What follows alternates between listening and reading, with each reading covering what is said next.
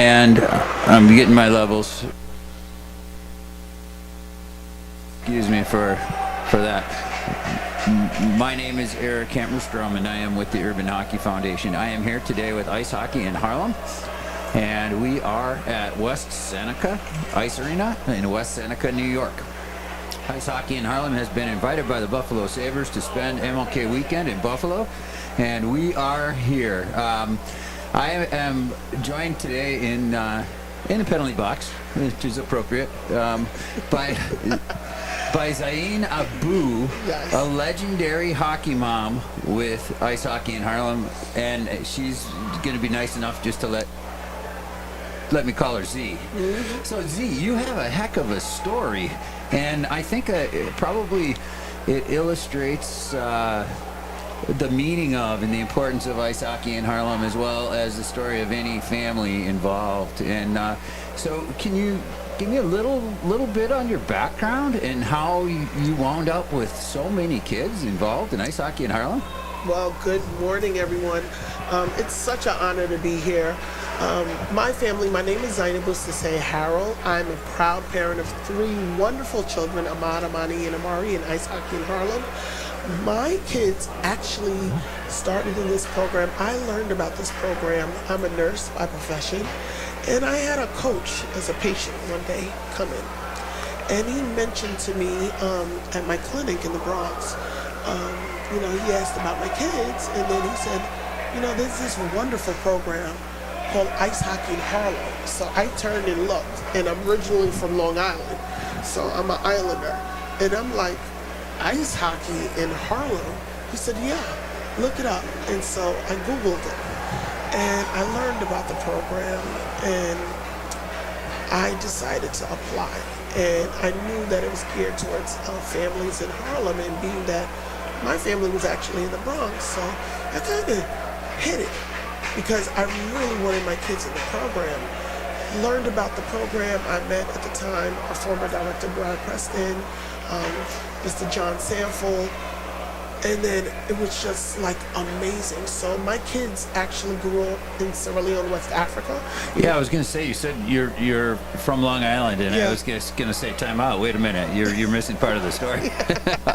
So you're not actually originally from Long Island. Yeah. So my dad is from the States, and my mom is from Sierra Leone, West Africa. So meeting over time, living in different states, then we ended up in Long Island. So my mom, on a visit to Sierra Leone, went into labor and had me. Oh my goodness. Yeah. In the 70s, you could still travel 8 months pregnant. Wow. She was big belly. She was on the plane, and I came out a month and a half early, and so she had me there. My father feels like it was God's divine plan for my life, and so then I grew up in Long Island. I actually also, aside from Long Island, I grew up in Hershey, Pennsylvania. So I went to school, Milton Hershey School. So I'm a big hockey fan from the Hershey Bears, from the Islanders. Oh my goodness. Oh, my friend John Stewart will love to hear that. I have a friend in Upper Michigan named John Stewart, Stewie, and he's a goaltender. He's African-American goaltender who grew up playing in Hershey. So, wow. Yeah, John Stewart. And so shout out to Stewie. Stewie, you got another Hersheyite here. Yeah. Or is that the term, Hersheyite, or is it a Hersheyan? We who come from Milton Hershey, we're called Milt. And shout out to Milton Hershey, because my son was playing for the Spartans. He plays hockey for them. Nice. The baby. Yeah. So we just fell in love with ice hockey in Harlem. Ice hockey in Harlem. Hockey, first of all, creates such a sense of community and family. I became so involved in the program that I started to kind of lead a parent group. We have parents who, we get on the rink, we get food and everything, and then I started collecting some of the parents, and I would have holidays at my house. Oh, nice. Thanksgiving, Christmas, because our kids were together. So when my kids came from Sierra Leone, Ahmad was only 5 years old. Ahmad is 18 now. He'll be 19. We got him in the program, and he was the first to join. And then, I wasn't too sure about putting my daughter, because I'm thinking hockey is just for guys. Right, and then Ahmad is on the ice. Yes. Let's go over here. He's in the Ranger jersey? Yeah. Is that right? Okay, so That's Ahmad here we go. down. We'll find Ahmad. And he is the 2018 Willie O'Ree New York State recipient. This is wonderful. He's in the 94 jersey, right? Yes, that's Ahmad. That's awesome. Yeah. Oh my gosh. Did he get to meet Willie O'Ree? Yes, he had a whole weekend with him. Willie O'Ree, he was with him. Ahmad, Ahmad is such a legacy for our family because of hockey. He's received awards, scholarships, camp scholarships to Cobbessy. He's at SUNY Brockport now. Hopefully he tries out for their hockey team, but he's a real athlete, and so he's a great student, great athlete, and he set the tone for the rest of my family. So once I was kind of afraid to get my daughter in it, and Mr. Sanford was like, sign up Amani, and I was like, a girl? And he was like, yes. And then when we just joined, it just transformed my life, my family. I would come after work, pick up my kids at 4:30, literally sit in the car from 4:30 to like 10 o'clock at night, feeding them, getting them to Lasker Rink, programs. It was just so much, and then family, and then we just became like a backbone for each other. And ice hockey in Harlem truly is like the United Nations of hockey. Yeah, you were telling me about that yesterday. Just how many people from different countries there are. So please, we have tell our families listeners. that came from. We're from Sierra Leone, Somalia, Ethiopia, Sudan. We had Saudi Arabia. We had Yemen. We have Germany, France. We have Sweden. We have Russia. We have families from the city. From African American families, regular American families. I mean, they're everywhere. Puerto Rico, Dominican Republic, Cuba. I mean, there were so many.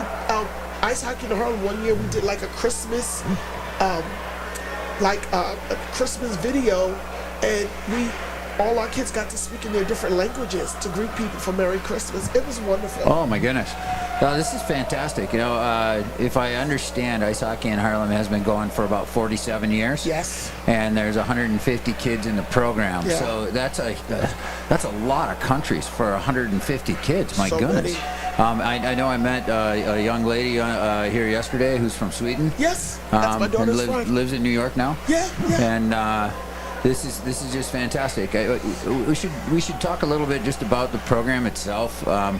I know that today we've got Malik Garvin here, and he is the director of ice hockey in Harlem, and I believe he's down Who this way. is a product of our program. Yes, I think when he was like 4 years old, he Malik started. joined our program at 4 years old. I remember meeting Malik on a train, taking a MATA program when he was younger, and he told me about where he was going to college, and then from then, like, he's our director, and he has just transformed the program. But the program was always amazing. Right. But just if people understand the opportunities that ice hockey in Harlem provides. All three of my children, Amari is also, because of ice hockey in Harlem, my youngest son got on the ice at age 2 with them. Wow. And he joined the team. 2 years old. Yes, him and Micah, they got on the ice. Micah encouraged Amari to get on. I put him on the ice at 2. I used to come to the rink pregnant with him. I put him on the ice at 2. So he started playing in at 4. So he literally started hockey in the womb. Okay. And that's his world. Like, that is his world. But I mean, just the program is an enrichment program. They have homework helper. They do hockey education, hockey knowledge. They take you to universities to expose these variety of New York City kids to college opportunities, professional development, career development. Then you travel different places. You travel the world. I was honored they sent my kid to Canada for a week, and my kid played at Sylvan. Wow. And that transformed my son. It's just a wonderful program. The camaraderie.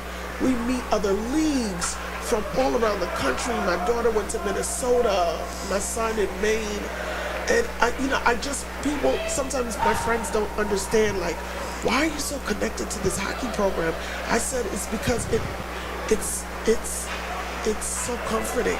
And from even meeting you all in Michigan, that's one thing that I think God really landed hockey in my family's to be part of our dynamic.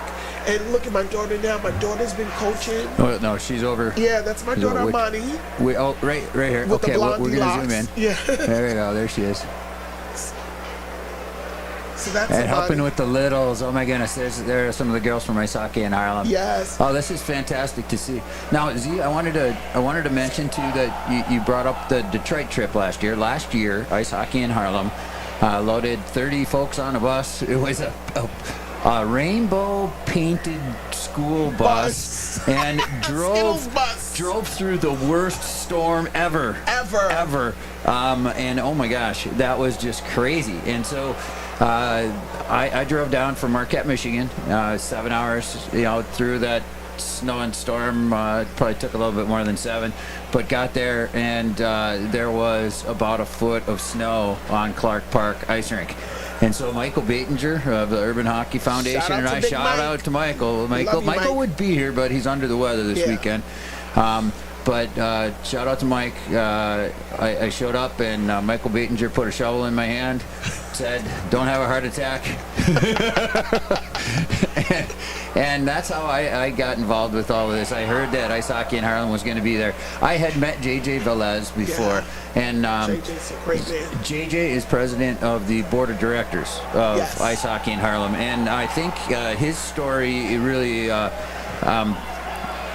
fully explains like the importance of this program. JJ grew up in literally in Spanish Harlem. Yeah. Puerto Rican family. Yeah. And he grew up in Spanish Harlem, and product of the program. And my goodness, I know I'm a hockey guy from the Upper Peninsula of Michigan. It's hard for me to even imagine what life is like in Harlem, especially in Spanish Harlem. JJ explained that the first time he saw someone shot and killed on the street, he was 10 years old. Yeah. And all of those urban problems, that's daily life for a lot of these kids. Yeah. And so the potential for bad things to happen for kids is horrible. And this program is a lot more than just hockey. They work with kids after school on homework. They have tutors. They have just mentorships. And then if the kids keep their grades up and go to all the sessions, they get to play once a week. Yes. And we used to play 2 or 3 days a week, but things happen in New York with rink, ice time, but we live for that 1 day a week. Yes, and so fantastic. I know that the rink is a Woolman rink, and that's actually in Central Park. Is that right? Okay. Well, Woolman, it's on the other side of Central Park. Yeah.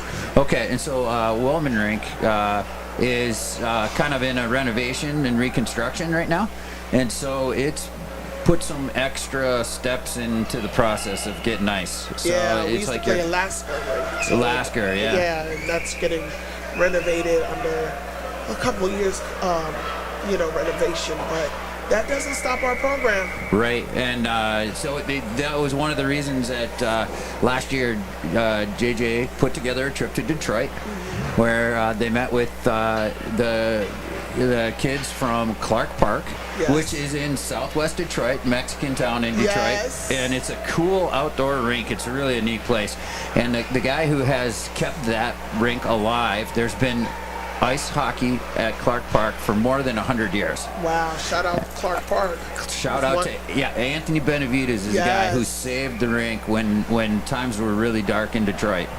When everybody heard about the bankruptcy of the city and everything, and really if Anthony Benavides hadn't stepped up and kind of become St. Anthony, if you would, to save that rink, he literally did. And so it was fantastic. There were 3 days of scrimmages last year. Kind of a really fun event was that the entire University of Michigan women's team came out and skated with the kids, and also a handful, half a dozen of the best hockey players in the country. Yeah. I know my daughter was so jealous that that I was there hanging out with Mark Estapa. Yeah. Shout out to Mark Estapa and to my daughter Lexi. But we had the men's team too. Don't forget about that. Yeah, the men were there, and Mark Estapa. Yeah. And Lexi. Well, okay. Yeah, I know your friends are all mad at me because I didn't bring you with me. But here we are. This weekend, we are here with folks from the Buffalo Sabres organization. And last night, the kids got to go to the Sabres and Penguins game. Amazing. Yep. Saw a little bit of hockey history. Yes. And I was honored. Well, even before we go into that, because of that Michigan trip was amazing. Shout out to Lisa Warren, Marshall Warren, who got drafted with the Islanders. Yeah, our camera's right there if you want to say hi. Lisa Warren, thank you. She's one of our board of directors. Marshall Warren, who got drafted to the Islanders. Lisa's actually from my hometown in Long Island, Nice. in Roosevelt. I found that out in Detroit. Her son is an Islander. I'm a Islander fan. But from that event, I mean, when I was so excited to find out that we're doing this again, and we're coming upstate to Buffalo, because I was always a Bills fan. And then when we came here to see what's happening this weekend, I was honored. Last night I found out my daughter was chosen to do an interview Oh, really? at the Sabres game. Oh, that's awesome. Yeah, so Amani will be viewed. She'll be featured with Darielle, two of our wonderful students. They're seniors who were interviewed last night at the game. But I mean, Buffalo was bustling last night. It was. Such a It wonderful was. city. It was packed. I Yes. think largely because there were so many Penguins fans there. Yeah, like Shout out to the Penguins. a whole bunch of people from Pittsburgh came over, and so I think I just made it a little bit tougher to swallow for the Sabres too. That the Yeah. crowd was so heavily influenced by Penguins fans, but then the Penguins goaltender scored a goal. Yeah, he stopped the puck behind the net, stepped out to the side of the net, sent it the length of the ice. It was the very first time ever a goaltender has scored a goal and an assist in a game. He had an assist in it was the second period, I think, and so he had 2 points. And it was the very first time a goaltender has scored 2 points, with one of them being a goal. Wow. Yeah, I think Grant Fuhr, who's on the board of directors of the Carnegie Initiative, shout out to Grant Fuhr. Mr. Fuhr, yes. Yeah, Grant Fuhr, he got a lot of assists back in his Edmonton Oilers days when he Yes. had Wayne Gretzky and Gretzky, all the great one and all the other great ones on that team. Shout out to Wayne Gretzky. Yes, There you go. yes. But yeah, this is really a fantastic thing because yes, in Minnesota and in Michigan, kids have access to ice more often than kids do in other parts of the country, especially in big cities, big inner cities. And we can literally skate every day. And and as we get older, in places like the Upper Peninsula, we might practice 4 days a week and play games 2 days a week. It's our high school, you're on the ice every day, and in Minnesota it's the same way. And what a luxury. It is. There are a lot of obstacles in the hockey world. Yeah, but I want the public to know that hockey transforms families, it transforms communities. I was an advocate, so I want to shout out some people. Go Sports USA, Eye to Eye program, Ray Mendez, Mark Messier, who my son was an ambassador for him. Another one on that team with Grant Fuhr and Wayne Gretzky. Oh my goodness. My son was recently ambassador for the goalie for, sorry his name, the guy from Sweden. I don't remember his name, but he came.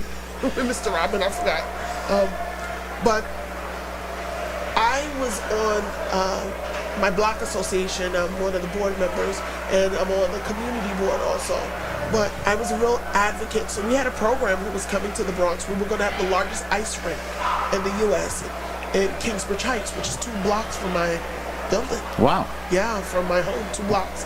And so I was a big advocate for it because I knew what that rink would do to the community. Now, is that outdoor rink? Indoor rink. It's Indoor going to be rink. a 9-rink ice my arena. goodness. And so, got some funding for the city.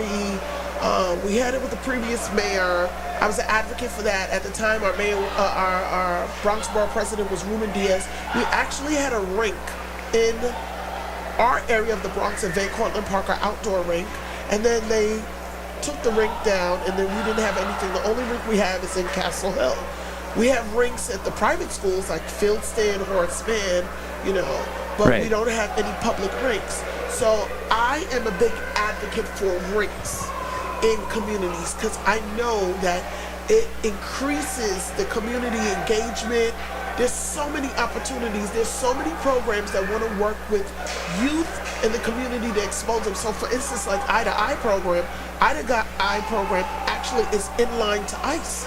It teaches kids in our community, in the Bronx. To make the transition. Yes, and now we go, and my kids were coaches. Ahmad is I made him a junior coach for Eye to Eye program. Amari is one of their skaters. My daughter, we're going to a program with North Park and Eye to Eye and ice hiking in Harlem next week. And so we Wow. get rid of that fear by teaching them how to roller skate, rollerblade, and then we moved them from that to ice. So we were a big part of a program before COVID with Mark Messier, Eye to Eye, and we got the kids from rollerblading to the ice skating rink.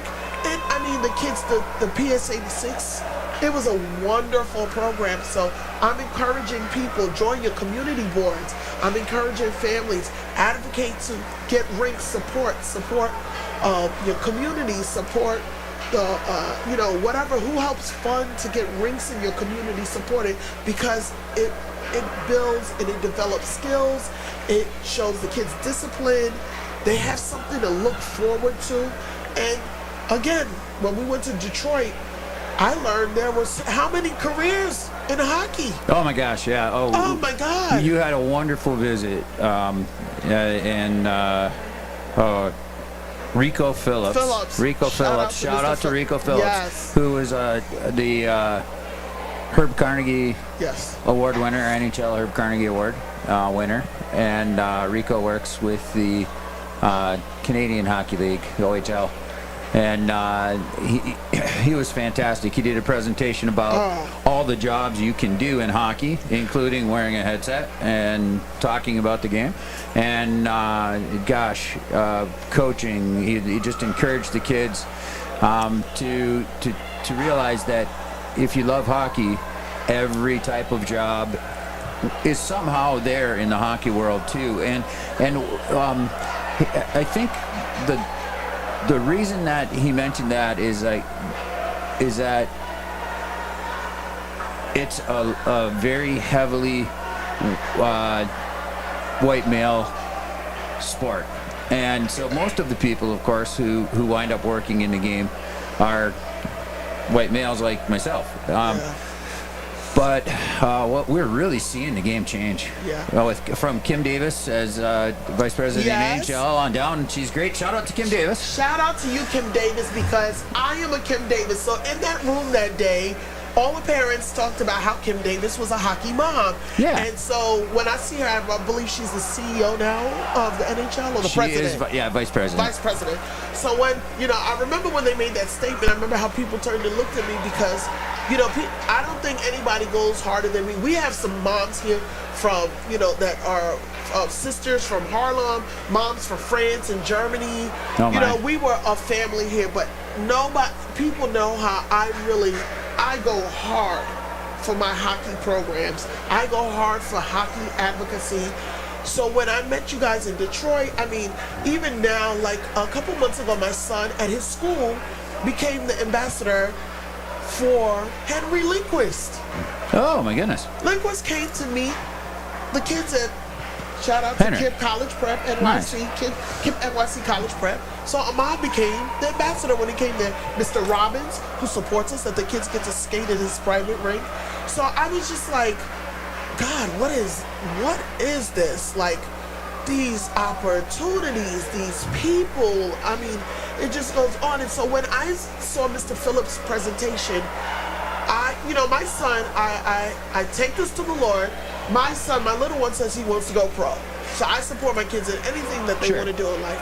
But when Amari said that, and like, you know, he's really going hard at his boarding school, I said, okay, you know, I told Malik, my dream for my family is to work in ice hockey in a capacity that they work as a team, whether someone is working as a recruiter, a manager, a booker, an agent, whatever. But I was like, I can't see my life without hockey. Oh my gosh, you know, and that's something that is really special because you know, we've talked a little bit about how much change has happened in the game, but my goodness, it was change that needed to happen, and you know, we have more players of color. Yeah. The women's game has grown incredibly. Yes. We now have coaches, bench coaches, even, you know, a female bench coach with an NHL team. Yes. We've got coaches of color, and now HBCU. Yes. Will, you know, Tennessee State. Yes. You know, shout out to Tennessee State. Yes. TSU will Nick, be Nick, the hockey director, Nick, who's from New York, from Brooklyn. I know Nick. Nick came to our Carnegie Initiative Summit. I tried to get a mod in his school. Oh. Because I was like, I want a mod to go to HBCU. Well, now you know, Nick. Now you know. This now is you know. Ahmad's mom.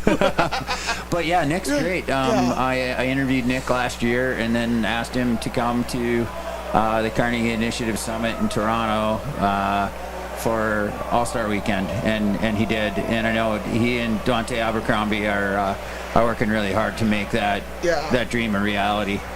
So. But we're not going to forget also, like, because sometimes people are like, hockey, why do you guys like hockey? Not people of color. You guys, especially are African. I'm like, well, people forget that hockey, you know, there was a whole hockey movement that started with enslaved people who lived in, was in Nova Scotia. Yep. They were there with 12 African Americans. Seaside, was it not? Was it Seaside? Yes.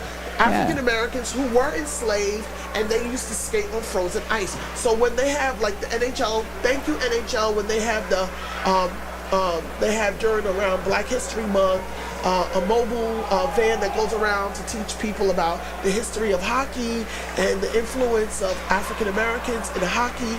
And then on top of that, then I always like to embrace the immigrant appeal in hockey of the different nationalities. So, you know, I've talked with our directors, our former director also, talking about the diversity of hockey. Mike from Detroit, you know, he supports a hockey team. Michael Batinger. Yeah, Michael B. I call him Mega Mike. So he supports a team in Kenya. Yes. Ice hockey in Kenya. We're trying to get sticks to Ghana. Yeah, and so we were just in Costa Rica. I work with Mike, Urban Hockey Foundation. We brought equipment for the youth program in San Jose, Costa Rica. There are 50 hockey players in the country, 2 referees, 4 goalies, and 15 kids in the youth program. And we brought 8 full bags of equipment to donate and skated with them. I played in a tournament there, and I live streamed that in November. And just a wonderful thing. Actually, they have a lot of inline development, but very little ice access, which makes sense. It's Costa Rica. But there's a very nice rink there, and they hope to expand it. It's at Castillo Country Club. Nice. Up on top of the mountain in San Jose, and the people are just so enthusiastic and excited. Now the one thing that I think has been fantastic, you mentioned immigrants. Has been the growth of immigrants playing the game in Canada. It's been significant, and there are organizations like Hockey for Youth. I don't know if you're familiar with. I've heard of it. Okay, Mo Hasham, Mozin Hasham is fantastic, and he runs Hockey for Youth, and that's literally he says that's how he became Canadian.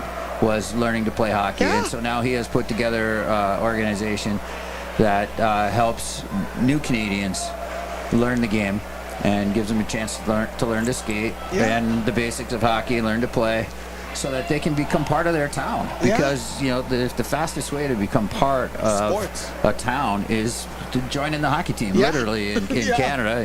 And Mo was blessed. He had a neighbor, Mrs. Brown, when he was a little kid, and his family was brand new refugees actually to Canada. He'd play with all the kids out in the street. They'd play street hockey after school every day. And then when the hockey season started,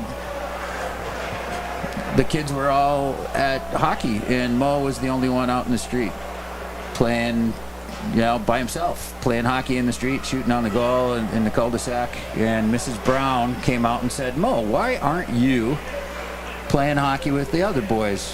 And he explained that they didn't have any money and they couldn't afford any equipment. So Mrs. Brown brought Mo inside and into the basement, and she had 4 sons and all of their old equipment, and she fitted him for a full set of hockey gear, and then literally registered Mo to play hockey because his family couldn't afford it. And so Mrs. Brown, and now Mo is making that difference for thousands of kids across Canada. And there are a lot of Mrs. Browns, and we forget how many people have really made a difference in the hockey world. I think it's just fantastic. We've got this is the Buffalo Sabres here, creating a relationship between littles and littles over here. Look at this. Look at this. And this is great. I'm loving. I see all the logos. I see Michigan State on their jerseys. Ice hockey in Harlem, the Sabres. I mean, it's just like, oh my God! It's just, I see my kids with their Islander jerseys, the Rangers jerseys. It's just, and everyone's Buffalo, West Seneca. You guys are so welcoming and so inviting. Nice. Thank you so much. I told the moms yesterday they're so festive. When I saw them yesterday, and I'm like, okay, let me come back. They gave me they charged me, and it's just like, as we're speaking about embracing in Canada, that's Allegra. That's one of our players, young lady. Her family's from Germany. Oh my! She's been playing. She's been on the ice with us since she was 3. And she's in high school now. But Canada, I take my hat off to Canada because they really embrace various nationalities. They engage them so well through ice. I see the opportunities, and when you're talking about that, I just want to, we've talked about especially having diversity in hockey, and I'm always looking for people are like, well, your family's from Africa, why are you guys involved? So, I want to recognize some of these people like Ruben Nador. I see Nigeria is on the ice, and I see a lot of the Africans directly from Africa in hockey. They came through Canada. So Ruben Nador, Jerome Jinla, Akeem Aliu, and then we know about they mentioned Grant Fuhrer, but the first 3, these are young men who are Nigerian. And so when I told that to my children, especially my youngest son, I said, we talked about how we're talking about the league in Kenya. We're talking about how, I'm trying to help to find a shipper to get these sticks to kids in Ghana. Shout out to, we have street hockey in Sierra Leone, West Africa. Wow. I follow them on Instagram. We follow each other. We follow each other on Facebook. And so they're all intrigued. Right now I have a parent from my Sierra Leone community who's a fellow nurse who wants to know how can she enroll her daughter in hockey. Oh, that's fantastic. Yeah, so shout out to all our followers, our supporters. My goodness, the names that you list, it makes me think of so many more, which is wonderful. I think it's when we're in the middle of something, we don't see it happening. Yeah. And the game really has a lot of momentum for change. Yeah. And not changing the game itself. It's a wonderful game, but just changing the culture around the game. And we're seeing it right here. This is what breaks down barriers. We have kids from Spanish Harlem skating with kids from West Seneca, New York. Yeah. And having a ball, and they're united by the game. Yeah. And the wonderful things that have been happening in women's hockey. I'm seeing the pink helmet over here. And shout out to our coach. We have Coach Ryan here. who was a D1 player in a college. I found out, first of all, ice hockey in Harlem, most of our coaches were D1 players in their universities. Coach Ryan she's phenomenal. We, just created a new program for 2025 to enrich and to empower girls in hockey. And so thank you, Malik Gavin, our director. Thank you, the board, for supporting that dream. My daughter, they went to LIU recently, PWHL. They were skating with the Women's League. They fuse education, youth, girls, women empowerment on ice. And I think it's just wonderful that, my daughter used to be really timid on ice. And so we've seen her transform. The coaches are like, Amani is doing amazing. And I just congratulate, young girls like her. We have a young coach on her here. Her name is Alice. She was one of our young players. Her family's, I believe, from Russia. And she's now a coach with us. But the coach Ryans, and we have Catherine and Alice's other sister. We have Leah, who's one of our star girl players here, and Allegra, and Aneshka. There's so many amazing kids here. But the girls, shout out to the girls. So even though I was a roller skater, I was an ice hockey player. I got on ice skates about one time, but I am for the sports. I was an athlete myself in high school, so I know what sports can do to kind of, mold and nurture a child, especially for some of these kids. So, I was fortunate. My mom was a single mom.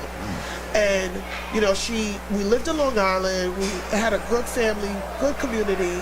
Thank God for Milton Hershey, the exposure. Thank God I went to college, strong support, and my support that I got in the Bronx. But not everybody has that opportunity. Right. Not everybody has that support. So I know with programs like this, like you mentioned earlier, the kids have something else to focus on after school. Ice hockey in Harlem, when I'm telling you we were there for hours, 3 days a week, plus 2 games on the weekend, 5 days a week. So we're there, they're feeding us. If people need help and support services, we were in a building in the Dempsey building, so there's, all kinds of services in the building. I mean, and then the trips that they take you on and the networking with the parents and the coaches is amazing. Yeah, and just it shows kids that there's a big world out there and that you're part of it. Yeah. And that's what's fantastic about this. Now, this has been just about the best interview ever, I gotta say. You're the best. Oh, thank you. And we're gonna have other interviews throughout the day. I'm gonna try to get Malik on the headset here, and try to get JJ if JJ's around. And also we've got Matt, who's with the Sabres. He's gonna be here with me for an interview later. And also, then we'll get Dean Barnes and special guest Tony McKegney. Did you know Tony's coming? No. Yeah, Tony will be here. You guys, it's always a surprise. It's always a surprise, and sometimes when I drop names, my teachers or the teacher, like a lot of my kids' it's amazing teachers, the list of people you've met. They're like, what? First of all, they were like, how your kid knew who Lindquist is, and like the other kids, I'm just like, my kids are hockey players. I've been with them 14, 15 years. And it's not that big a world. The hockey world is really pretty small. Once you start to make connections and become active in it, it's a wonderful place. And so, and look at the Lawyers Cup that they do in the city. Lawyers fundraise for hockey program. I mean, it's wild. What's fun too is that even the people who make it to the highest level stayed just grounded, real people, and I think that's one thing. Maybe hockey isn't as big a celebrity thing as other sports, but holy cow, they are to me. So now again, this was Zainabu Sisse Harrell. so it's ZAIN ABU, Zainabu Sisse Harrell, world's greatest hockey mom. Thanks. Thank you so much. Thank you so much. We're gonna take a break now, and I'm just gonna zoom the camera out and let people watch. And we thank you for your program. Subscribe, and follow, share, and like.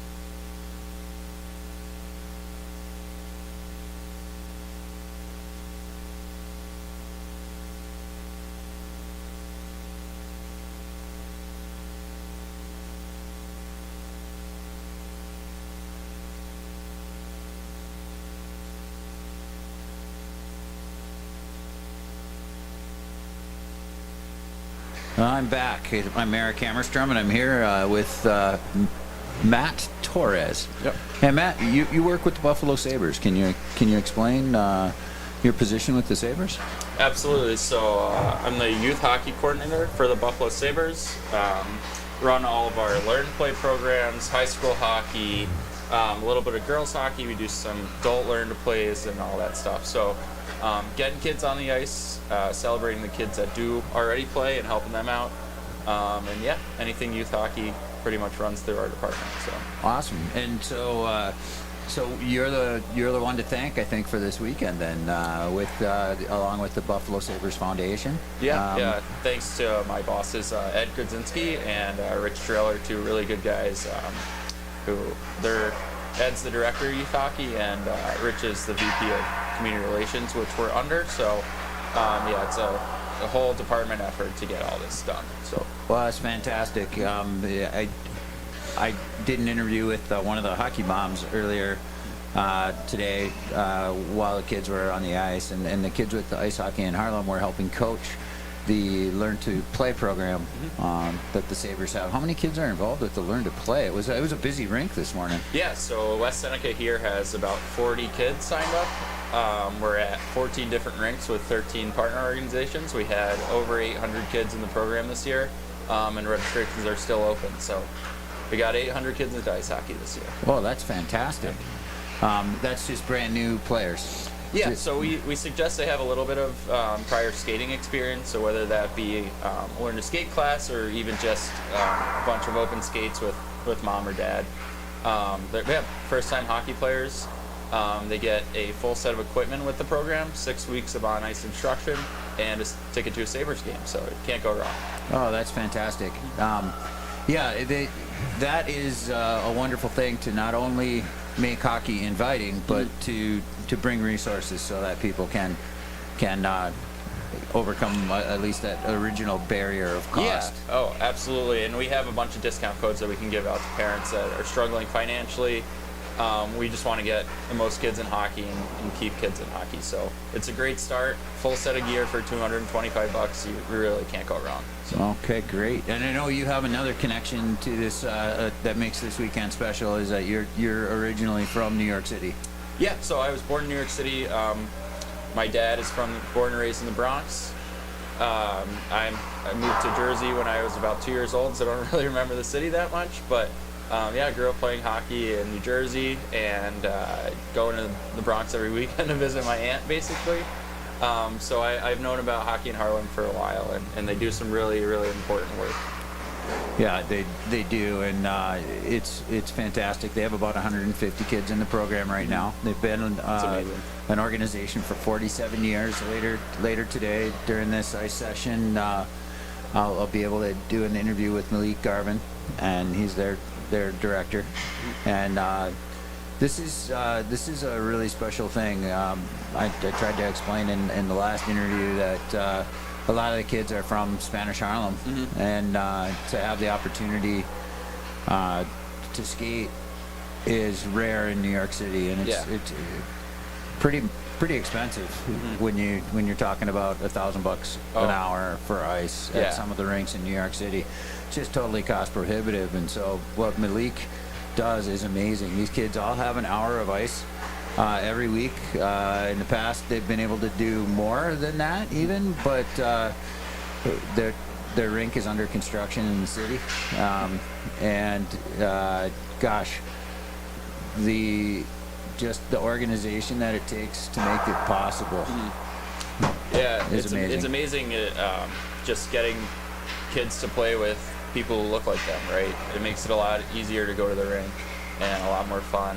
But hockey's just about a community, and if those people have the same shared experiences as you, it makes it a lot easier to connect with them. Oh, your last name's Torres. Did you have someone who represented for you that said, yes, I can play hockey, or? No, so I'm Puerto Rican. I didn't have that, unfortunately, but I always felt welcomed by my teammates. I know that a lot of people in the sport go through different experiences. I think I was pretty lucky. But no, it's awesome to see the growth of Puerto Rico ice hockey, which I just learned about 3 years ago, that the country that my family's from has a or territory that my family's from has a ice hockey program. That's amazing. I thought that I was the only Puerto Rican ice hockey player in the county that I grew up in, and New Jersey's a pretty diverse place, so there were a lot of kids that looked different who played hockey, which was nice. But no, unfortunately, I didn't have anyone to look up to. But my parents really helped me out with it. So. JJ Velez is here. JJ is the president of the board of directors of ice hockey in Harlem, and actually, I think JJ is right down in. Let's move over here. Let's see JJ. Yeah, JJ's right here. Dangling some kids right now. Yeah, not too bad. So JJ grew up in Spanish Harlem, and his family's Puerto Rican, and he also works with Michael Batinger at the Urban Hockey Foundation. Shout out to Michael Batinger, and with a group called the Duster Line. And the Duster Line is literally an adult co-ed hockey team.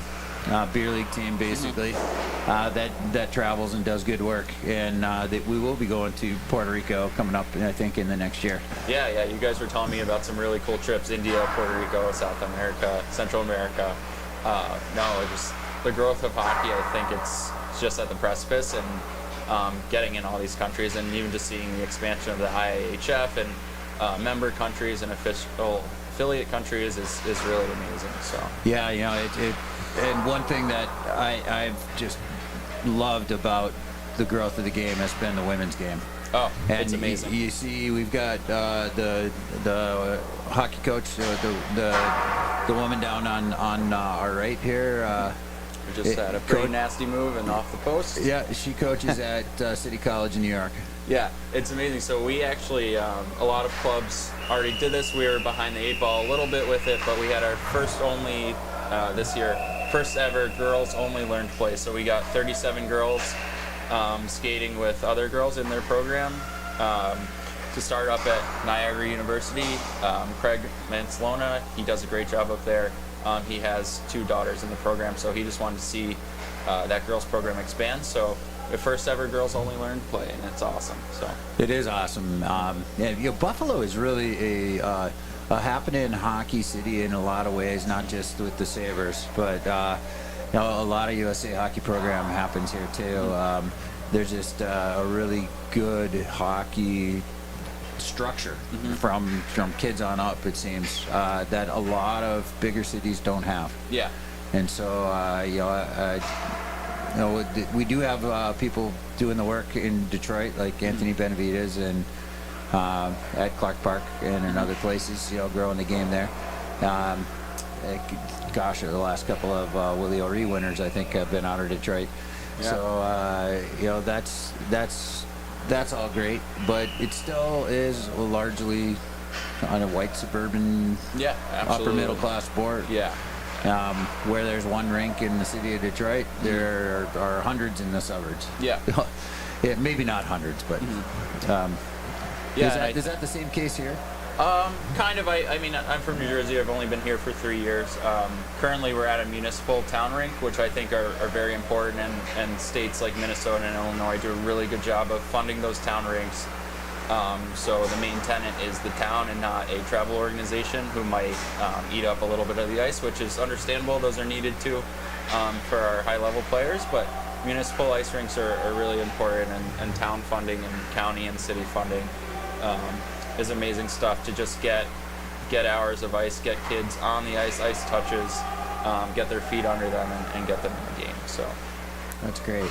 Now, so do the Sabres players become involved with your program too, with the Learn to Skate, Learn to Play? So we have occasionally players will go out. They have a pretty busy schedule, obviously, but we have a lot of really, really good alumni. Shout out to Pat Coletta and Daryl Shannon, Cody McCormick as well, who help out with our Learn to Play program, give back to the community.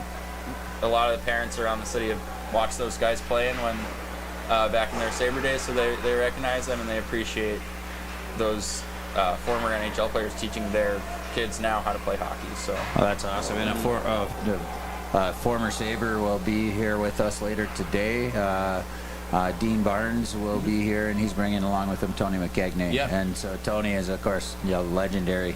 Yeah. 13 years in the NHL, and I think the first 4 were with the Sabres. I believe so, yeah. The Sabres actually have a pretty good history of diverse players. I think we're one of the organizations with the most former African American players, and it's really cool to see. I know last year and the year before we had the NHL Mobile Black History Mobile Museum come through. Yep.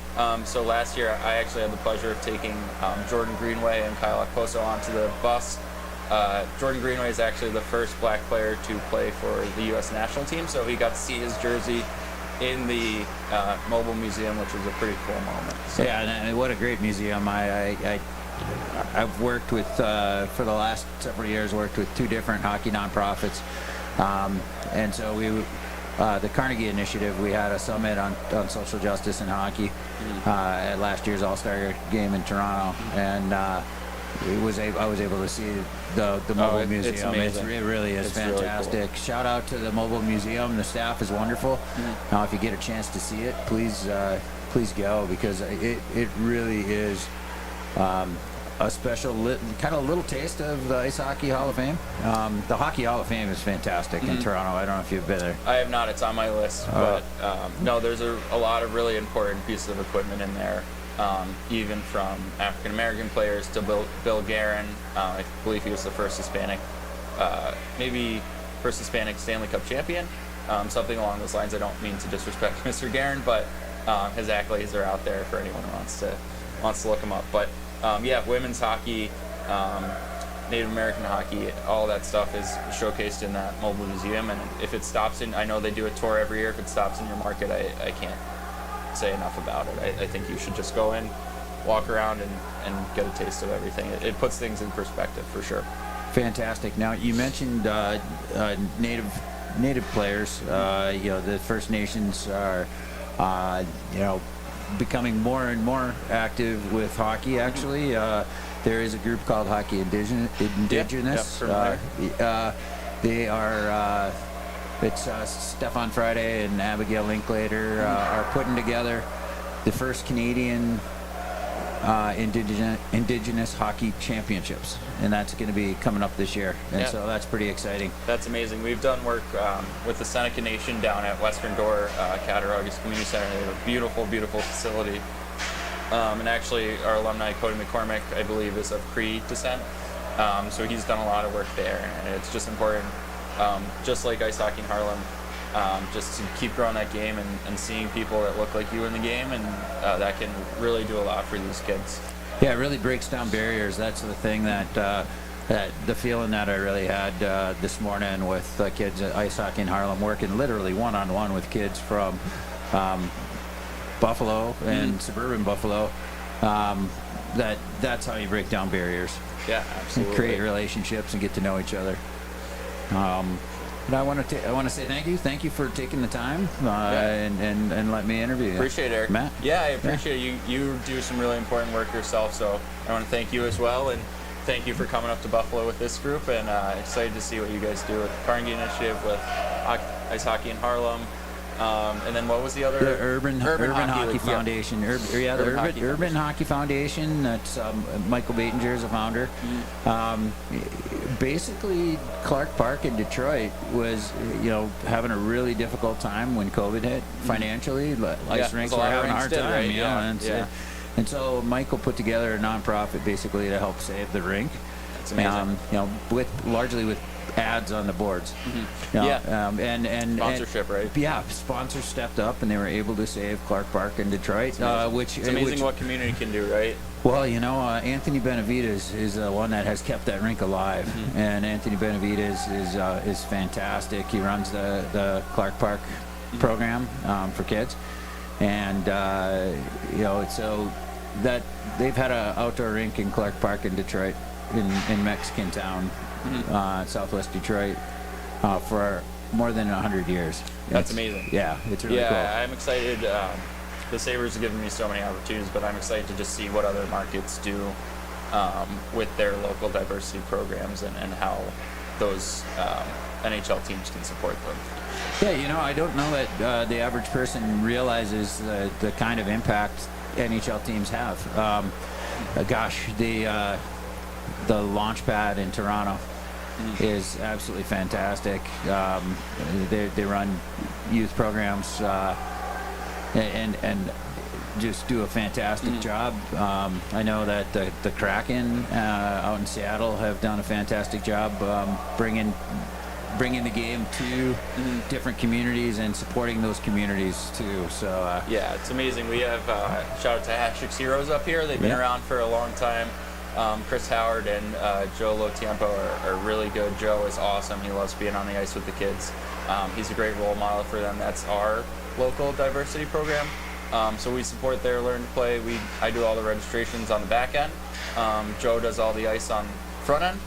But I get out there when I can, and it's just awesome to see these kids. And even if we can just bring them to a hockey game, a lot of them don't have the capacity to do that, and a free ticket just goes a long way. Just they're going on the ice practicing every week, trying to be like our Sabres players, right? So to be able to see them in person as much as they can and be involved with our organization is amazing. And I'm sure for Hashix to see the support that we're giving them, and even for the kids, just to know that the local team knows about the players that are playing over at Riverside Rink or down at Cavs Rink is amazing. So. Yeah, and now Hashix Heroes will be on the ice with the kids from Ice Hockey in Harlem tomorrow, I believe. Yeah. So that's going to be a really, really cool crossover. That'll be exciting. They have any single fun hockey drill you've ever imagined. Joe is going to put it right on the ice, and you see a lot of smiles at those programs too, which is awesome. The kids are just happy to be there. It's the complete flip side from the competitive AAA nature of hockey. Just seeing kids happy to be on the ice and just smiling the whole time. Not low stakes, low pressure, but still just trying to get better and learn every single day.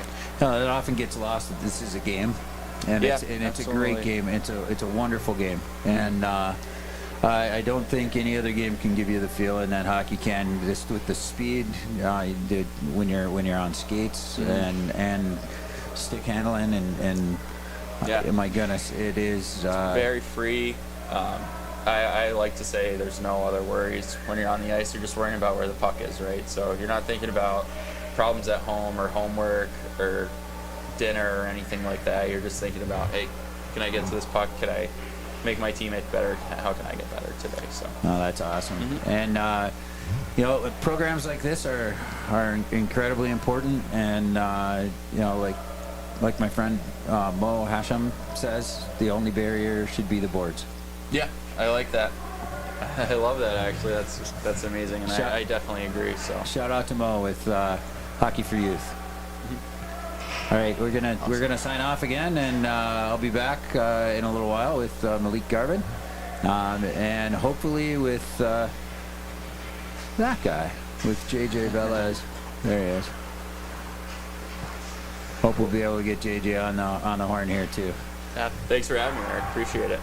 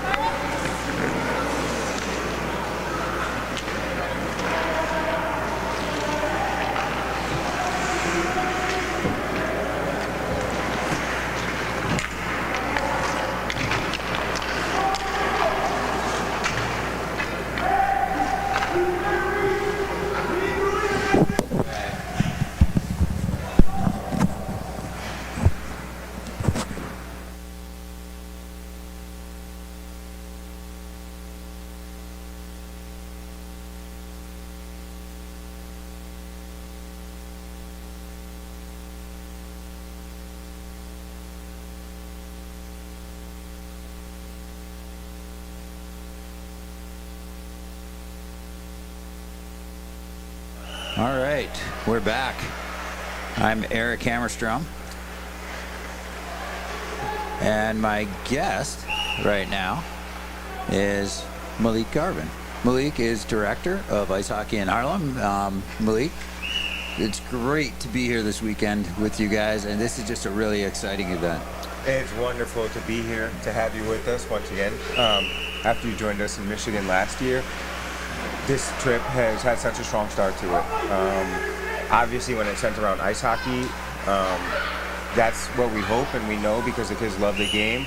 But it's about more than just playing and winning and scoring goals. And even in 2 short days, we've had the chance to give back.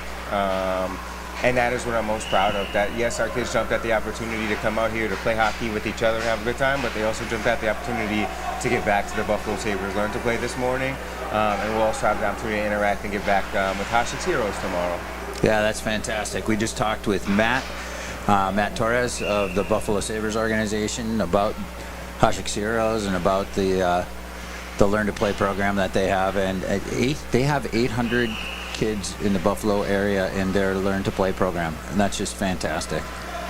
I think that's a hidden part of the hockey world that people don't realize that how much teams do. I know you have a lot of teams that support you with ice hockey in Harlem. Can you tell us a little bit about your relationships with the organizations that help you do what you do? Yeah, so we receive support in various capacities from all 3 local clubs.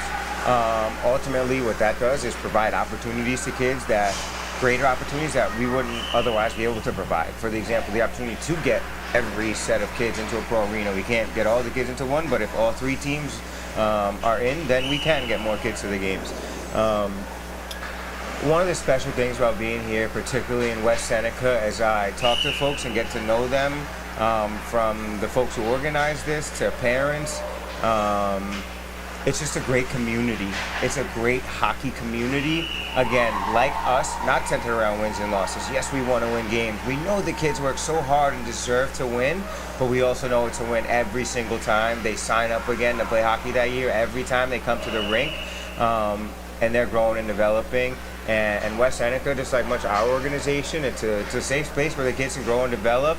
And the number, 800 kids is a tremendous lift. It's a tremendous impact, and it speaks to the work that they do and how sincere and mindful they are. Well, and I thought it was just fantastic to see the kids from ice hockey in Harlem coaching with the littles out there in the last ice session. I think that is truly how you break down barriers. And when we talk about hockey is for everyone, and that everyone should be included and welcomed and encouraged to play. Sometimes we forget that there are a lot of obstacles to that, and so we can be inviting, but that doesn't mean it can happen because there are a lot of obstacles. My friend Mo Hasham always says the only barrier should be the boards. Right. But you guys face a lot of barriers, and one is ice time. The cost of ice in New York City is incredible, and also the cost of equipment is significant. And it's a full-time job for you to keep this program going. Yeah, it's a big lift, but we do it because it's always worth it. And we don't always have the answers, but we certainly find a way. And it makes it all worth it. Everywhere we go, everyone is bought in. The kids, the parents. And we all get to grow and learn and take something away from it.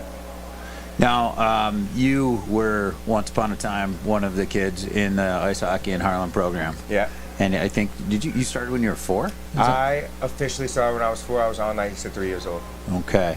And so, what did that mean for you as a young person? As a young person, for me, the opportunity to play ice hockey was amazing. It was a dream come true. Up until that point, I was a 3-year-old with Fisher-Price over-the-shoe skates, and I refused to walk anywhere, and I wanted to play hockey. And without ice hockey in Harlem, I didn't have the opportunity to. And the reason that I wanted to and had that opportunity was because my older brother also had that opportunity and wanted to continue to play, and I was fortunate enough to be with my family as a toddler at the rink. Oh, that's awesome. And I know JJ Velez is here. He's on ice with the guys right now. He also was, as a youngster, part of ice hockey in Harlem, and so you two are both giving back big time. Thank you for doing that. And you have 150 kids in the program now. Correct. Over 150. Over 150 kids. You're in your 47th year? Over 37. We're just over 37 years. Over 37 Yeah. years. Okay. All right. Oh, 37 years. Yeah. And there have been a lot of people that have set the stage for you. Yeah, so JJ is absolutely a trailblazer in his own right. He started ice hockey in Harlem in its second year, and in that year, replicated what you might see on many schoolyards then, where everybody, no matter what age or size, all played together. And that was how ice hockey in Harlem started and grew organically. And as if you don't know, this program is about so much more than ice hockey. It is about creating better people. It is about educational opportunities. It is about the chance to travel the country and take in new sights and sounds and meet other groups of people. And for JJ, he went to junior boarding school, and it's such a unique and rare and rarely found opportunity, particularly in the late 80s and early 90s, for kids out of Harlem. And it was a risk. It was a chance, right? He took the chance, believing in himself, and went off and made a name for himself, and subsequently provided opportunities for other kids like myself who followed him. And we actually have a kid at the Indian Mountain School right now. Oh, that's fantastic. Yeah, JJ played at Indian Mountain School and then played some college hockey as well, and has gone on to really great things. He was director of Parks and Rec with the city of Detroit, and now works with the Gilbert Foundation, doing a lot of good for a lot of people. Yeah. And I can't think of a better role model for kids. He's from Spanish Harlem. He's to see that kind of success must have a real impact upon the kids in this program. Yes, it is great for them to be able to look ahead, to say, hey, here's someone who grew up here but has gone on to bigger and better things. And that is not to be taken lightly. That's the opportunity that all of these kids have, is to go on to bigger and better things, whether it's in Harlem or outside of Harlem. And that's part of why we're here today, is to expose them to other parts of the country, other parts of the world, to see how it feels to live other places, to see other people, and take it all in. It was so much fun last year in Detroit with you guys. There we go. I'm gonna spin over here. There's JJ starting this drill. And we had a great time in Detroit last year at Clark Park, with Anthony Benavides, who's doing the work there. And we will. I know later today the kids will get to meet Dean Barnes, and he's bringing along with him Tony McKegney, and that'll be exciting, I think, for the kids. Dean's an interesting fella. He has a collection of hockey cards that I'm totally envious of. It's all black players in the history of the game. Dean's hockey card collection it's fantastic. He also has a podcast. Shout out to Dean on my Hockey Heroes podcast. It's one of the best hockey podcasts out there. And so Tony McKegney will be a fun guest. We are definitely looking forward to that. And it kind of hits home on one of our programs that we run, an educational enrichment program, Hockey Knowledge, or otherwise known as Hockey Class, where we teach the kids the sport. We teach them the rules, the geography, the equipment, the international nature of the sport, to empower them so they can understand and speak about this great game that they play and love so much. Oh, that's awesome. Yeah, you guys do so much. I know that the kids have study sessions and have to keep their grades up, and in return they get to play hockey. Yeah. And so it's really a life-changing thing for kids. Yeah. We're proud of the continued success. And we're fortunate that these are good kids. They're not perfect. They make mistakes. They're silly. They goof off. They do everything that we expect them to do, good, bad, in between. And they continue to grow and develop through this program, through programming, through opportunities like this. And again, just like JJ, everyone here right now on this trip is paving the way forward for another generation down the road. Well, keep up doing the good work. Keep leading the way. Greatly appreciate what you're doing. And gosh, I hope to join you on lots of trips like this in the future. We appreciate you being here. We appreciate this wonderful broadcast. The sights and sounds of this it's pretty intricate, just to hear the pucks and the strides, and It's wonderful. We got on a bus at 7 a.m. yesterday up here to Buffalo, and we're already on the ice for our third session now by noon. Yeah, this is great. And then so you'll have your guests today, and then tomorrow you'll be back. Different rinks. You're going to be going to Buffalo State. We'll be at Buffalo State. Yeah, and will the kids get a chance to see the campus and tour the facilities? So we have a wonderful day set up tomorrow with Buffalo State and Hashik's Heroes. We're going to get an early morning skate at 8 a.m. And then we'll interact with some of the Buffalo State players around education, a Q&A. We will skate again with the Hashik's Heroes kids, and we will tour the facilities and have lunch on campus and be able to spend a morning together. Great. And so you guys have made several other trips this year. I think you mentioned several other college visits that you've been able to have this year. Where else have you been? Yep, so we're really proud of the College Exploration Series, which is designed to expose kids to higher education. This year we've been to Princeton, Williams, and Long Island University. Taking another group to Princeton to watch a game after this weekend. But we're really looking forward to February 1st. We are taking a group of girls to Amherst College. Nice. They are going to host a panel for the girls around hockey, around DEI.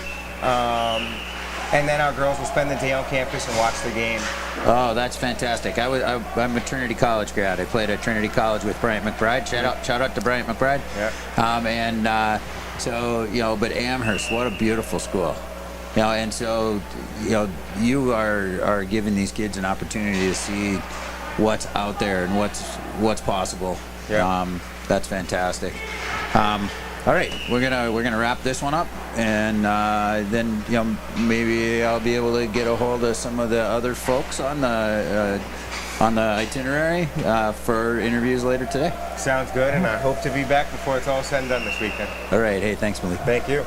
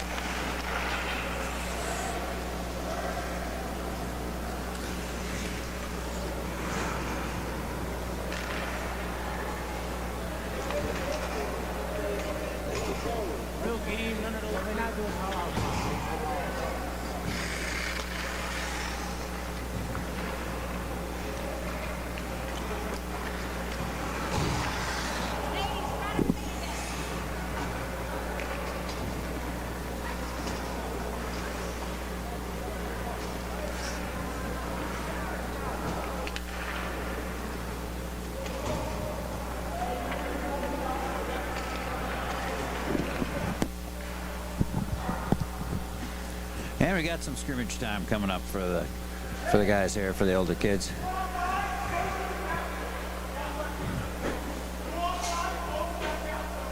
Again, I'm Eric Hammerstrom, and I am streaming live from Ice Hockey in Harlem's visit to Buffalo. This is made possible by the Buffalo Sabres Foundation, and in celebration of MLK long weekend, the kids from Ice Hockey in Harlem they rode a bus up yesterday from the city up to Buffalo, skated yesterday, and then this morning they helped coach one-on-one with kids in the Sabres Learning to Play program. There are 800 kids in the Sabres Learning to Play program, and today at West Seneca Town Arena, Ice Hockey in Harlem and that program came together. Tomorrow, Ice Hockey in Harlem will be getting together with Hoshik's Heroes.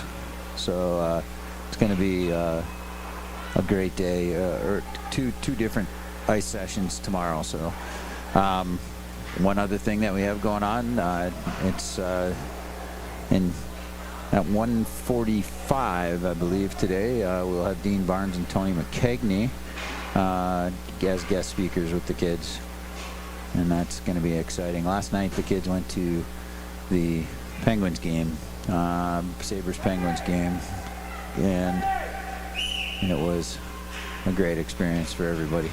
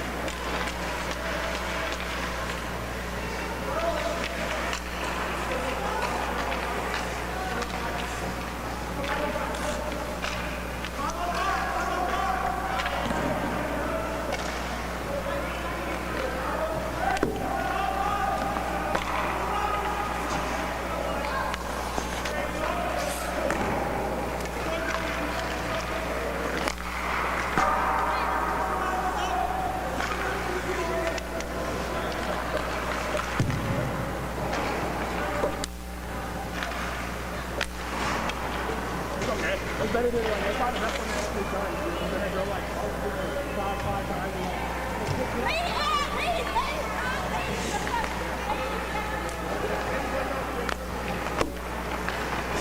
Coaches can get involved too.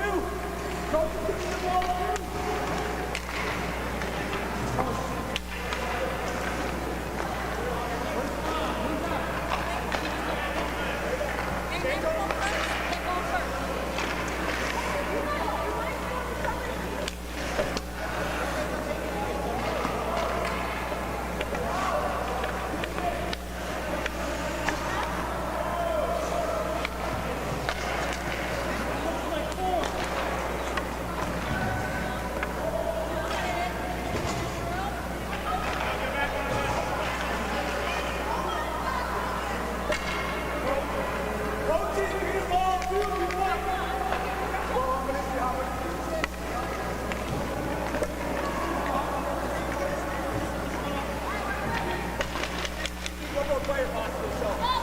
Yeah, the white team does, I think.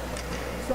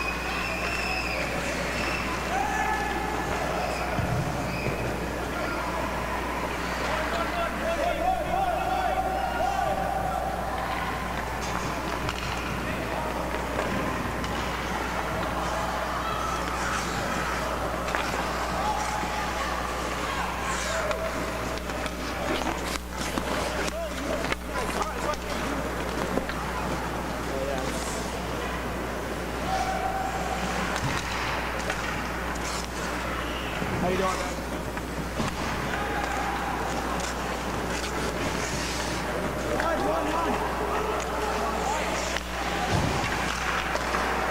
I need my superpower. Yeah, that's important. Yeah. I'll get another one.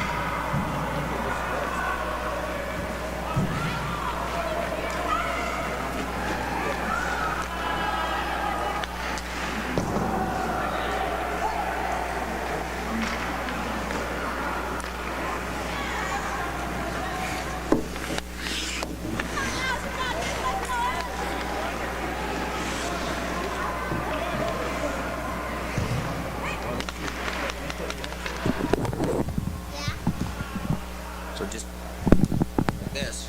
Hey, I've seen those headphones before. I've got a guest in the box with me, in the press box. We're going to get him to put a headset on and talk. Okay, so here we go.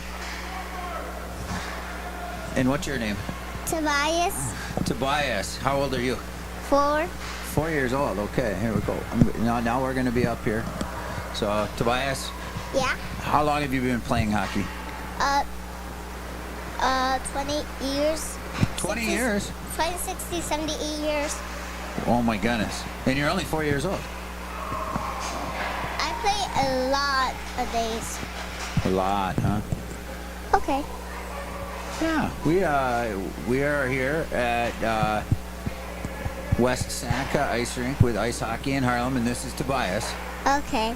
4 years old. You just started playing? You've been playing for a couple years. Yeah, so many years. So many years. So many years. Like 1,000. 2025, 60, 70, 80, 90, 10, 1,000. So that means you're gonna play forever. Yeah. Okay. And you have a brother out here? Yeah. He's with the face that's sweating. Oh yeah, yeah. He's working hard. Let me look over there. No, he's not there. I think he got off. He's with the 3 and the 6. Oh, the 3 and the 6. That's your brother. And what's his name? Oh, that's not my brother. Oh no. He's with the. I don't know where he is. He's right there with the white helmet. Right there. with the white helmet with the orange Yeah. hair. Okay. Not with the orange hair. Just right here. Yeah. Okay. Next to that girl with the black helmet. Okay. All right. Can I move that? Yeah. And so Tobias has got control of the joystick now. Future broadcaster here, Tobias. Oh, Michael's is still there. Yep. Yep. You're doing great with the joystick control. Testing. Yep. Yeah. So this is how we control our volume. We can make ourselves louder or softer. Louder, softer. And then over here I've got fun buttons over here. Like can play music. There you go. And what was that sound? What?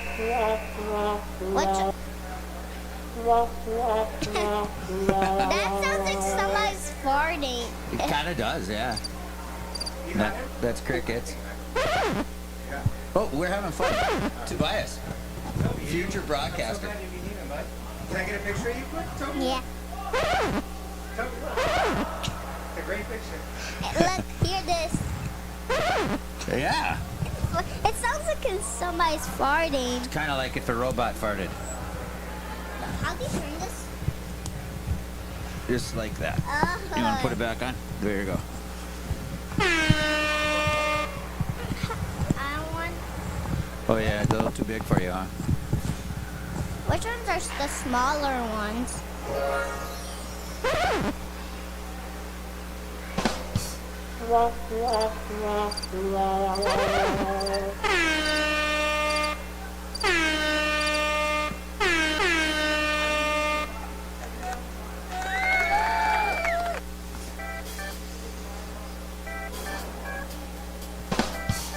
And then you can talk over it. It's like, good afternoon. Good afternoon. I'm Eric Hammerstrom, and this is my guest, Tobias. Testing. Oh, that's really loud. We're gonna bring it down to right about here. Like, Now it's gone. But now it's there you go. it's number 2. You're on headset number 2, and I'm on headset number 1. Hello, testing. How do you Oh, put? this one, no. There you go.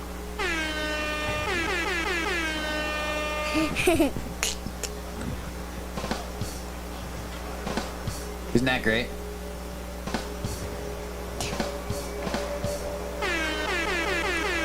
And I think we're done for the day. I think like it's 1 o'clock. I think we're going to be done now. And the Zamboni's coming out. And I think our ice session is over. So are you getting off here? Do you want to thank everyone for coming and joining us here today?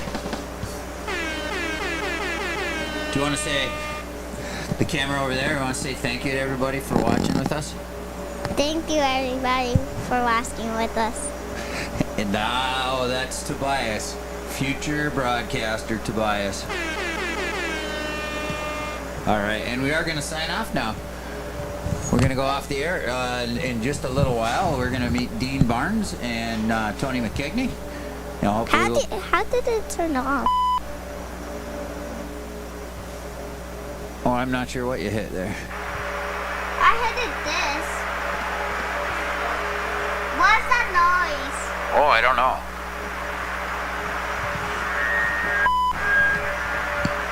I don't know what you touched, bud. Well, anyway, we're gonna sign off. I think it's an echo.